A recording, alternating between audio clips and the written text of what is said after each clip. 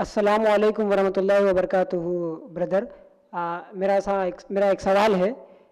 कथुआ का जो वाक़या हुआ है मासूम बच्ची का, तो उसके बारे में आप क्या कहेंगे, और ऐसे वाक़यात जो हो रहे हैं तो उसके बारे में आप क्या हल देंगे? वालेकुम अस्सलाम वरहमतुल्लाहि वबरकातुहू। भाई ने सवाल पूछा है कि कथुआ का जो मासूम बच्ची का जो वाक़या पेश आया है उसके बारे में मैं क्या कहूँगा, और ऐसे वाक़यात रोकने के लिए हल क्या होना चाहिए। तो अब मैं कहूँगा कि अब कहने सुनने की बात नहीं है, अब करने की बात है। करने का माना ये नहीं है कि कोई आप दंगा फसाद कर दे। करने का माना ये है कि कानून के तहत रहकर जल्द से जल्द कोई कार्रवाई करे। उस बच्ची की अगर आप हालत देखेंगे तो बहुत ही बुरी है। उस बच्ची का चेहरा अगर आप देखेंगे तो शर्म से पानी पानी हो जाएंगे। उस बच्ची के जिस्म के अगर घाव आप देखेंगे तो आप अपने आप को बर्दाश्त नहीं कर सकेंगे। ऐसा बुरा वाक़या उस बच्ची के साथ पेश आया है कि जो इंसानियत है वो शर्मसाज हो चुकी है, जो इंसानियत है वो झिंझोड़ दी गई है, जो हैवानियत है वो उबाल पर आ गई और उस बच्ची पर कहर पड़ी, उस बच्ची पर टूट पड़ी। उस बच्ची की रूह को कितनी तकलीफ हुई होगी, उस बच्ची के जिस्म को कितनी तकलीफ हुई होगी।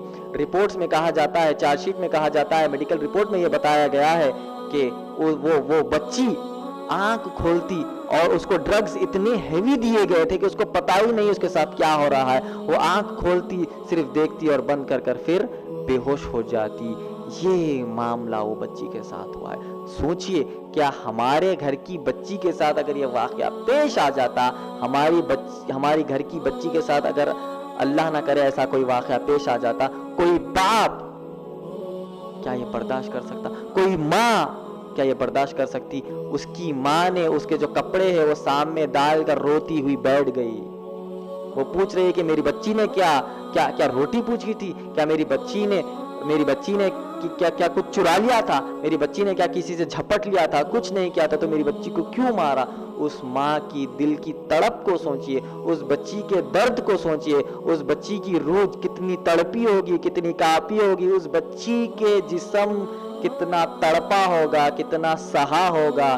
ड्रग्स से, हैवानियत से, शैतानियत से, हर चीज से उसकी रूह को भी तकलीफ दी गई, उसके जिस्म को भी तकलीफ दिया गया, उसकी जहन को भी तकलीफ दिया गया। हिंदुस्तान की हर आसिफा, हर बच्ची, हर 8 साला बच्ची, 10 साला बच्ची के जिस्म को और रूह को उन्होंने झिंझोड़ कर रख दिया।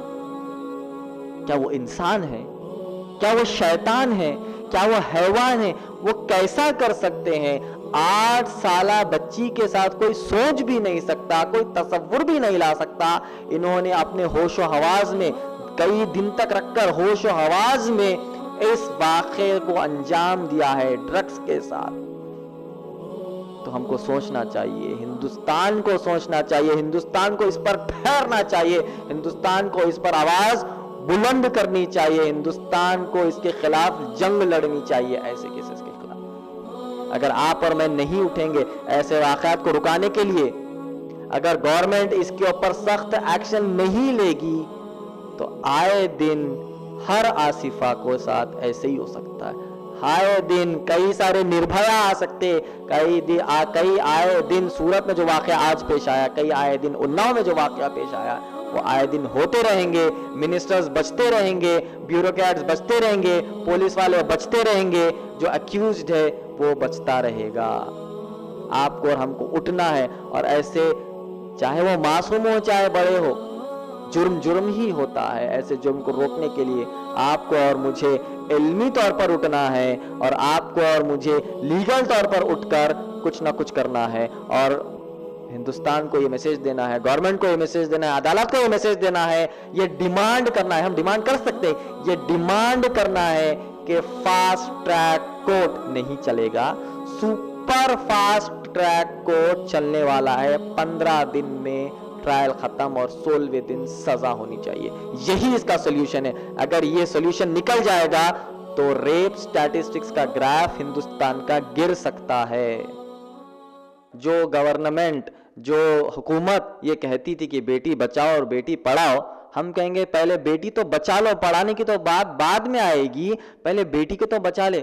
اور وہ بیٹی بچانے کے لیے قانون موجود ہے, مگر امپلیمنٹیشن جب نہیں ہوتا ہے تو اس طریقے کے واقعات پیش آتے ہیں. تو اس کا سولوشن کیا ہے؟ Prevention of children from sexual abuses. اگر وہ ایکٹ آپ اٹھا کر دیکھیں گے تو یہ ایکٹ میں یہ بتایا جاتا ہے, کئی سارے سیکشنز ہیں اس کے اندر, کئی سارے سیکشنز میں ڈیٹیل میں بتایا گیا, section number 5, section number 4, section number 10, ایسے کئی سارے سیکشنز اس میں بتایا گیا اور ڈسکرپشن دیا گیا کہ کیسے کیسے اگر واقعات پیش آتے ہیں تو اس کو کیا سزا دینی چاہیے. مثال کے طور پر میں آپ کو 2-3 چیزیں پڑھ کر بتاتا ہوں. ایک ہو گیا ہے پینیٹریٹو سیکشل اسالٹ, سیکشن نمبر 3 ہے یہ, جس میں 7 سال کی سزا. اگر پینیٹریٹو اسالٹ ہوتا ہے تو 7 سال کی سزا. ایگریویٹڈ پینیٹریٹو سیکشل اسالٹ, سیکشن نمبر 5, اس کا معنی کیا؟ اگر کوئی گورنمنٹ آفیشل, چاہے وہ ٹیچر ہو, چاہے پولیس آفیسر ہو, چاہے لائر ہو, چاہے جج ہو, چاہے کوئی بھی گورنمنٹ آفیسر ہو, اگر وہ اس طریقے کا واقعات کرتا ہے, اگر کوئی ریپ کرتا ہے تو اس کو 10 سال کی سزا. Non penetrative sexual assault, section number 7 میں 5 سال کی سزا. تو جرم کرنے والوں نے دیکھا کہ سزائیں اتنی ہیں, 5 سال, 7 سال اور 10 سال, وہ بھی ہم کو سزا ملے گی 10 سال کے بعد.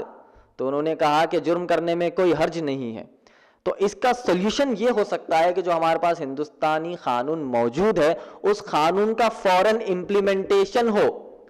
فاسٹ ٹریک کورٹ نہیں چلے گا, سپر فاسٹ ٹریک کورٹ ان کیسز کے لیے قائم کرنا چاہیے, اور صرف 15 دن میں آروپی کو سزا ملنی چاہیے ثبوتوں کی بنیاد پر. اگر یہ نہیں ہوگا تو جرم کرنے والوں نے دیکھ لیا کہ کورٹ تو 10 سال لیتا ہے, کورٹ تو 5 سال لیتا ہے سزا سنانے کے لیے, ہم جرم کرنے کے بعد 5 سال زندہ تو رہیں گے, ہم جرم کرنے کے بعد 10 سال زندہ تو رہیں گے, اگر کوئی جو ہے ثبوتوں میں پھیر کر لیں گے تو بچ بھی سکتے ہیں, اگر کوئی وٹنسز میں پھیر کر لیں گے تو بچ بھی سکتے ہیں, 10 سال کے بعد ہم بیل لے کر بچ بھی سکتے ہیں.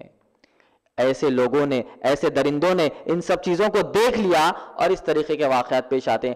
اگر آپ یہ صلاح مان کر 15 دن میں سپر فاسٹ کورٹ کو قائم کرے اور 15 دن میں ججمنٹ دے, اور ایسے صرف 25 ججمنٹ آپ دے دیجئے, ہینڈ ٹل ڈیتھ کی سزا دیجئے, اونلی 25, میں سمجھتا ہوں, دعوے کے ساتھ کہہ سکتا ہوں کہ ہندوستان میں ریپ کی جو سٹیٹسٹکس ہے پرسنٹیج بہت ہی نیچے گر جائے گا.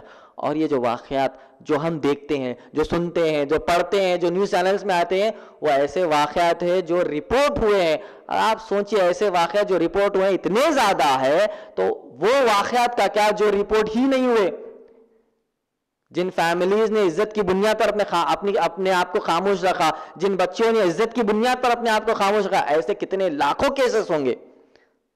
لاکھوں کیسز تو رپورٹ میں آ رہے ہیں, تو کروڑوں کیسز ہو سکتے ہیں جو ان رپورٹڈ ہے. تو اس کا سولوشن یہ ہے کہ ہر ریپ کیس کو 15 دن میں ججمنٹ دیا جائے, ثبوتوں کی بنیاد پر اس کو موت کی سزا سنائی جائے. یہی تو مینکا گاندھی نے کہا کہ پاکسو ایکٹ کو ہم جو ایمنڈ کرنا چاہیے. یہ 7 سال کی سزا, 5 سال کی سزا, 10 سال کی سزا کام آنے والی نہیں ہے.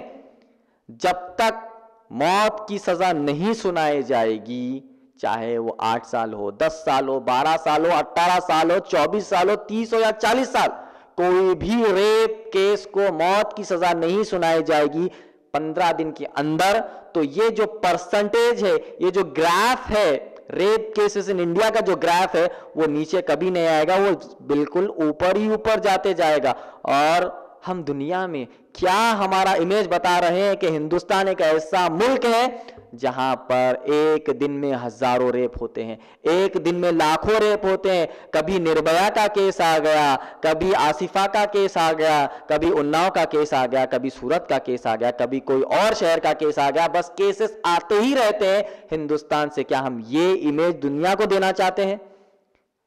اگر نہیں دینا چاہتے ہیں تو ایک ہی سولوشن ہے, 15 دن کے اندر ٹرائل ختم, 16ویں دن جو ہے پھانسی دے دینا چاہیے ثبوتوں کی بنیاد پر. اگر کوئی دوسرے کیس ہے, چاہے رابری کا کیس ہو, چاہے ڈکیتی کا کیس ہو, چاہے رائٹس کا کیس ہو, ان کو آپ 5 سال چلا لیجئے ٹرائل میں, 10 سال چلا لیجئے ٹرائل میں, مگر ایسے کیسز کو 15 دن میں final super fast track court میں فائنل ججمنٹ دیجئے. یہی اس کا فائنل سلیوشن ہے اور بچی بچاؤ بیٹی بچاؤ کا اصل معنی یہی ہے. امید کرتا ہوں کہ آپ کا جواب مکمل ہوا. جزاک اللہ خیر.